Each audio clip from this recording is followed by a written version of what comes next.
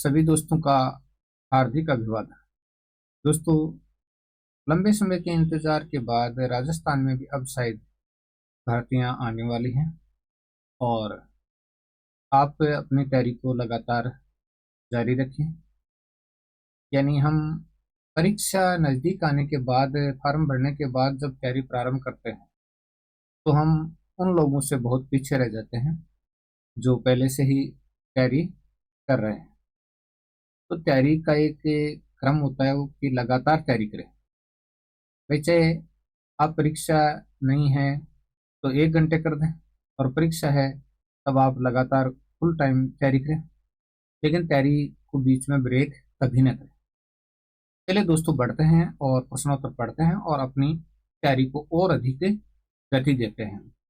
तो चलिए, हिंदी साहित्य की कौन सी काव्य धारा मानवतावादी भावनाओं से युक्त है? तो हिंदी साहित्य की कौन सी काव्य धारा ऐसी है जो मानवतावादी भावनाओं से युक्त है? बहुत ही शानदार प्रश्न है। यानी यहाँ पर हम अगर ये समझ लें कि मानवतावादी भावनाओं से जुड़ी हुई जो काव्य धारा है, इसका मतलब है कि उसमें मानवीय भावनाओं से संबंधित ज्यादा लेखन हुआ है। तो हिंदी साहित्य की कौन सी काव्य धारा मानवीय भावनाओं से युक्त है? तो उसका उत्तर अपने है छायावादी काव्य धारा। तो छायावादी काव्य धारा में मानवीय भावनाओं का ज्यादा चित्रण किया गया है, यानी मनुष्य के भाव पक्ष को ज्यादा महत्व दिया गया। चलिए नेक्स्ट, इस काव्य धारा में गीति काव्य की सभी विशेषताएं विद्यमान है। यानी ऐसा कौन सा युग कहा जा सकता है जिसमें गीति काव्य की सारी विशेषताएं विद्यमान है? यानी कौन सी काव्य धारा में गीति काव्य की सारी विशेषताएं विद्यमान है? तो गीति काव्य का मतलब यानी ऐसा काव्य या ऐसा पद्य जो गाया जा सकता है, जिसको यानी वाचन करने के साथ साथ हम गा भी सकते हैं, बोलने के साथ साथ, पढ़ने के साथ साथ गाने भी योग्य हो, उसको गीति काव्य कह सकते हैं। कौन सी काव्य धारा में गीति काव्य की सभी विशेषताएं विद्यमान है? इसका उत्तर भी दोस्तों छायावादी काव्य धारा है। छायावादी काव्य धारा में गीति काव्य की सारी विशेषताएं विद्यमान है। अगला है, कलम का सिपाही किसे कहा जाता है? कलम का सिपाही, मुंशी प्रेमचंद को कलम का सिपाही कहा जाता है। और दोस्तों, यहाँ आप कमेंट में बताएंगे कलम का मजदूर किसे कहा जाता है, कलम का जादूगर किसे कहा जाता है। 3 उपमा हमारे सामने आती है हिंदी साहित्य में। एक आता है कलम का मजदूर, एक आता है कलम का सिपाही, और एक आता है कलम का जादूगर। तीनों में से आपको 2 कमेंट करने हैं, एक आपके सामने है। चलिए नेक्स्ट क्वेश्चन, हिंदी के प्रथम समाचार पत्र का नाम बताइए। बहुत सरल क्वेश्चन है दोस्तों। जब हम हिंदी पढ़ना प्रारंभ करते हैं तभी ये सवाल हमारे सामने आता जाता है। उदंत मार्तंड है हिंदी का प्रथम समाचार पत्र। नेक्स्ट क्वेश्चन, हिंदी साहित्य के क्षेत्र में प्रथम ज्ञानपीठ पुरस्कार पाने वाले साहित्यकार का नाम बताइए। ये प्रश्न न जाने मैंने कितने वीडियो में आपके सामने रखा है, और फिर भी अगर नए जो साथी हैं उनके याद होता रहेगा। प्रथम ज्ञानपीठ पुरस्कार किनको मिला? ठीक है ना। तो हिंदी साहित्य क्षेत्र में प्रथम ज्ञानपीठ पुरस्कार पाने वाले साहित्यकार का नाम है सुमित्रानंदन पंत। और इनको जो इनकी रचना है चिदम्बरा रचना पर इनको ज्ञानपीठ पुरस्कार दिया गया। और ये जो चिदम्बरा रचना है, ये उनकी चुनी हुई रचनाओं का संकलन है। चुनी हुई रचनाओं के संकलन का नाम है, और इसी पर इनको ज्ञानपीठ पुरस्कार दिया गया था। चलिए, रामधारी सिंह दिनकर को किस रचना के लिए ज्ञानपीठ पुरस्कार मिला था? रामधारी सिंह दिनकर जी को कौन सी रचना के लिए ज्ञानपीठ पुरस्कार दिया गया था? तो उत्तर देखिएगा, उर्वशी काव्य संग्रह के लिए इनको ज्ञानपीठ पुरस्कार दिया गया था। ये दूसरे नंबर के राष्ट्र कवि माने जाते हैं और ओज और जोश के कवि के रूप में इनकी गणना की जाती है रामधारी सिंह दिनकर जी की। तो उर्वशी काव्य संग्रह के लिए इनको ज्ञानपीठ पुरस्कार दिया गया। अगला क्वेश्चन अपना है, हिंदी साहित्य के किस कवि को प्रथम राष्ट्र कवि का दर्जा प्राप्त हुआ है? यानी पहले राष्ट्र कवि का दर्जा कौन से कवि को प्राप्त हुआ था? हिंदी साहित्य के कौन से कवि को प्रथम राष्ट्र कवि होने का गौरव प्राप्त हुआ है? तो श्री मैथिली शरण गुप्त जी को प्रथम राष्ट्र कवि होने का गौरव प्राप्त है। नेक्स्ट क्वेश्चन अपना है, हिंदी गद्य के प्रतिष्ठापक आचार्य का नाम बताइए। यानी हिंदी गद्य को परिष्कृत और परिमार्जित रूप में प्रतिष्ठापित करने का जो प्रयास किया वो किन्होंने किया था? तो वो किया था आचार्य महावीर प्रसाद द्विवेदी। यानी महावीर प्रसाद द्विवेदी ने सबसे ज्यादा जोर इस बात पर दिया कि भाषा की शुद्धता पर जोर दिया और शुद्ध रूप से खड़ी बोली हिंदी लेखन का जो उन्होंने प्रयास किया और अन्य साहित्यकारों को भी प्रेरित किया, और उसी के परिणाम स्वरूप आज हम हिंदी साहित्य का जो खड़ी बोली का ये रूप हमारे सामने है वो देखते हैं। कहने का मतलब ये है कि आचार्य महावीर प्रसाद द्विवेदी जी ने अथक प्रयास के द्वारा हिंदी गद्य को एक नवीन दिशा और दशा दी। नेक्स्ट क्वेश्चन, हिंदी का पहला दैनिक समाचार पत्र कौन सा था? दैनिक का मतलब है कि जो रोजाना निकलता हो। तो समाचार सुधावर्षण था, वो हिंदी का पहला दैनिक समाचार पत्र था। हिंदी की प्रथम पत्रिका का नाम बताइए। तो हिंदी की प्रथम पत्रिका, समाचार पत्र और पत्रिका में अंतर होता है।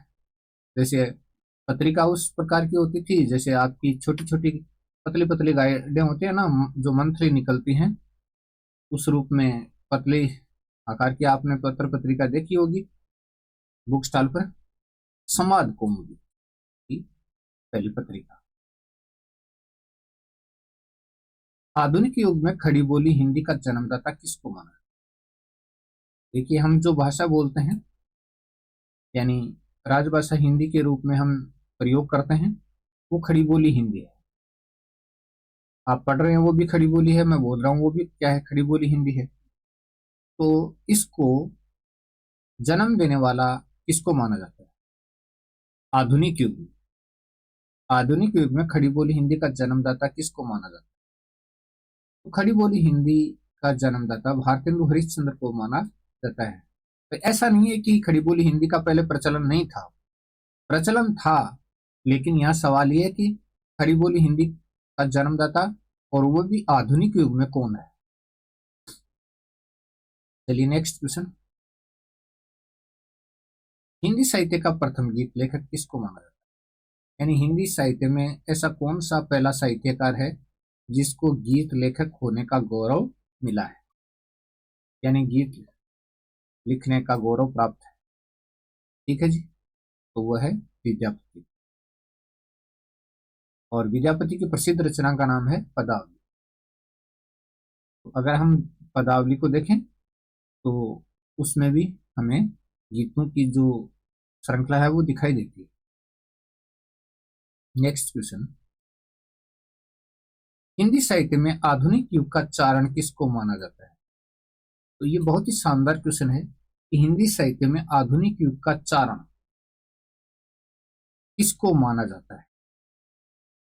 आधुनिक युग का चारण माना जाता है रामधारी सिंह दिनकर। ये प्रश्न बहुत अच्छा है। आधुनिक युग का चारण किसको माना जाता है? रामधारी सिंह दिनकर को माना जाता है।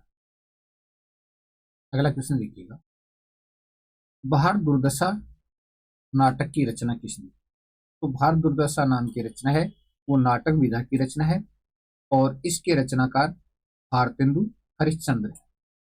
यानी भारतेंदु हरिश्चंद्र जी ने जो रचनाएं लिखी वो यानी अपने उम्र के हिसाब से उन्होंने डबल रचनाएं की थी। लगभग 72-73 रचनाएं उन्होंने अपने जीवन काल में की थी।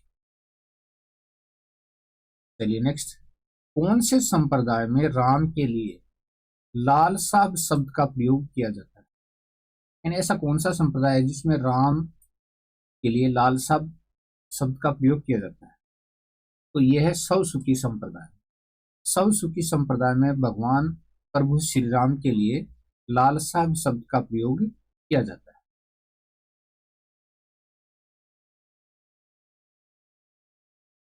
मिश्र बंधु ने हिंदी का प्रथम गद्य लेखक किसको माना है? बहुत ही शानदार क्वेश्चन है। मिश्र बंधु ने हिंदी का प्रथम गद्य लेखक किसको माना है? ठीक है, तो ये माना है गुरु गोरखनाथ। देखिए, बहुत अच्छा प्रश्न है कि मिश्र बंधु हैं, उन्होंने मिश्र बंधु विनोद नामक ग्रंथ लिखा और उस ग्रंथ में हिंदी का प्रथम गद्य लेखक किसको माना? तो उन्होंने हिंदी का प्रथम गद्य लेखक माना था गुरु गोरखनाथ को। नेक्स्ट, खड़ी बोली हिंदी को नीरस और कर्णकटु भाषा किसने कहा? खड़ी बोली हिंदी को नीरस और कर्णकटु यानी कानों को कड़वी लगने वाली भाषा किसने कहा था? यह कहा था पदम सिंह शर्मा ने। पदम सिंह शर्मा ने खड़ी बोली हिंदी को नीरस और कर्णकटु कहा था। चलिए, मधुमालती की रचना किसने की? मधुमालती काव्य है और सूफी काव्य कह सकते हैं इसको। तो इसकी रचना करने वाले थे मंझन। मंझन ने मधुमालती की रचना की और ये प्रेमाख्यानक काव्य है और इसकी रचना करने वाले थे मंझन। नेक्स्ट है, चंदायन की रचना किसने की? चंदायन। चंदायन की रचना करने वाले कौन थे? तो ये थे मुल्ला दाऊद। मुल्ला दाऊद ने चंदायन की रचना की। नेक्स्ट क्वेश्चन अपना है, कथा कनकावती के रचनाकार का नाम बताइए। कथा कनकावती के रचनाकार जान कवि थे। और एक बात दोस्तों आपको मैं बता दूं, बहुत बार हिंदी साहित्य के पेपर में यह प्रश्न पूछा गया है कि सबसे ज्यादा प्रेमाख्यानक काव्य किसने लिखे, यानी सबसे ज्यादा प्रेमाख्यानक काव्यों की रचना किसने की? तो उत्तर आपके सामने है, जान कवि ने सबसे ज्यादा प्रेमाख्यानक काव्य लिखे थे। जान कवि ने सबसे ज्यादा प्रेमाख्यानक काव्य लिखे थे और यह प्रश्न कई बार परीक्षाओं में पूछा जा चुका है। आरपीएससी इस प्रश्न को प्रमुख रूप से पूछती है। चलिए, महासुखवाद का सिद्धांत किस संप्रदाय की देन है? यानी महासुखवाद का जो सिद्धांत है वो कौन से संप्रदाय की देन माना जाता है? तो सिद्ध संप्रदाय की देन माना जाता है। महासुखवाद सिद्धांत है वो सिद्ध संप्रदाय की क्या है? देन है। अगला क्वेश्चन देखिएगा, गोरा बादल की रचना किसने की? गोरा बादल की रचना करने वाले कौन थे? गोरा बादल की रचना किसने की? तो गोरा बादल की रचना जटमल ने की थी। ठीक है जी। नेक्स्ट क्वेश्चन आपके सामने, सुकवि किंकर किसको कहा जाता है? सुकवि किंकर किस कवि को कहा जाता है? हालांकि आचार्य महावीर प्रसाद द्विवेदी के लिए और भी कई नाम थे, उपनाम के रूप में उनको सुशोभित किया जाता था। तो सुकवि किंकर आचार्य महावीर प्रसाद द्विवेदी को कहा जाता है सुकवि किंकर। नेक्स्ट क्वेश्चन देखिएगा, हिंदी साहित्य का आधा इतिहास ग्रंथ की लेखिका का नाम बताइए। तो हिंदी साहित्य का आधा इतिहास ग्रंथ की लेखिका कौन थी? लेखिका का नाम है सुमन राजे। सुमन राजे ने हिंदी साहित्य का आधा इतिहास ग्रंथ की रचना की, यानी उन्होंने अपने ग्रंथ का नाम दिया हिंदी साहित्य का आधा इतिहास। अगला क्वेश्चन अपना है, नामवर सिंह ने किस छायावादी कवि को छंदों का गुरु माना है? बहुत ही शानदार क्वेश्चन है कि नामवर सिंह ने कौन से छायावादी कवि को छंदों का गुरु माना है? छंदों का गुरु तो ये माना है सूर्यकांत त्रिपाठी। निराला को उन्होंने छंदों का गुरु माना है। अगला क्वेश्चन देखिएगा, रसकान को स्वच्छंद काव्य धारा का प्रवर्तक किसने माना है? रसखान को स्वच्छंद काव्य धारा का प्रवर्तक किसने माना है? कि रसकान जी स्वच्छंद काव्यधारा के प्रवर्तक थे। ये माना है मैनेजर पांडे ने, मैनेजर पांडे। नेक्स्ट क्वेश्चन, छायावाद नामक लेख के लेखक का नाम बताइए। यानी छायावाद नाम का लेख लिखा तो उसके लेखक कौन थे? बहुत ही शानदार है। छायावाद नामक लेख के लेखक हैं मुकुटधर पांडे। मुकुटधर पांडे ने लिखा था। अगला क्वेश्चन देते हैं, गद्य कविता के प्रथम लेखक कौन माने जाते हैं? भाई गद्य कविता के प्रथम लेखक कौन माने जाते हैं? तो ये त्रिलोचन शास्त्री हैं। और त्रिलोचन शास्त्री ने एक अंग्रेजी छंद का प्रयोग भी किया था अपने काव्य में, तो उसका नाम आप कमेंट में कीजिएगा। गद्य कविता के प्रथम लेखक कौन माने जाते हैं? त्रिलोचन शास्त्री को माना जाता है, याद रखिएगा। गद्य कविता के प्रथम लेखक याद हो गया होगा। चलिए परीक्षा में पूछ लिया जाए तब आपके ध्यान में आ जाए। चलिए नेक्स्ट क्वेश्चन, जीवन की आस्था का कवि किसको कहा जाता है? जीवन की आस्था का कवि किस कवि को कहा जाता है? बहुत ही अच्छा क्वेश्चन है। जीवन की आस्था का कवि केदारनाथ अग्रवाल को कहा जाता है। जीवन की आस्था का कवि कौन है? केदारनाथ अग्रवाल। नेक्स्ट, प्रयोगवाद को घासलेटी साहित्य का नाम किसने दिया? प्रयोगवाद को घासलेटी साहित्य का नाम देने वाले कौन थे? यानी प्रयोगवाद को घासलेटी साहित्य का नाम किसने दिया था? गोविंद त्रिगुणायत ने। गोविंद त्रिगुणायत ने प्रयोगवाद को घासलेटी साहित्य का नाम दिया था। नेक्स्ट, लगता नहीं है मेरा दिल आत्मकथा की लेखिका का नाम।